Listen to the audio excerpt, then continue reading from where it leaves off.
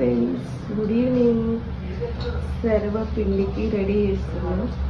బియ్యం పిండి ఈ కేటిల్లో వేడి నీళ్ళు పెట్టుకోవాలి. వేడి నీళ్ళతో కడపాలి పిండి. ఇందులో నానబెట్టిన శనగపప్పు, పల్లీలు, కొత్తిమీర, పుదీనా, కరివేపాకు, పల్లీలు, నువ్వులు, జీలకర్ర అన్నీ వేసి ఉప్పు, కారం, అల్లిపాయ సరిపడా అన్నీ వేసి ఇలా రౌండ్ తీసుకొని నూనె మొత్తం ఈ బౌల్కి మొత్తం అప్లై చేయాలండి. చేసి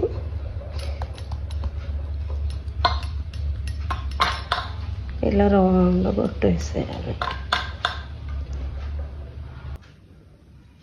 ఇలా అంతా కొట్టేసి రౌండ్ మొత్తం పోసేయాలి. రౌండ్ మొత్తం పోయాలి, ఎందుకంటే అంటుకోదన్నమాట. ఇంకొద్దిగా పోయి.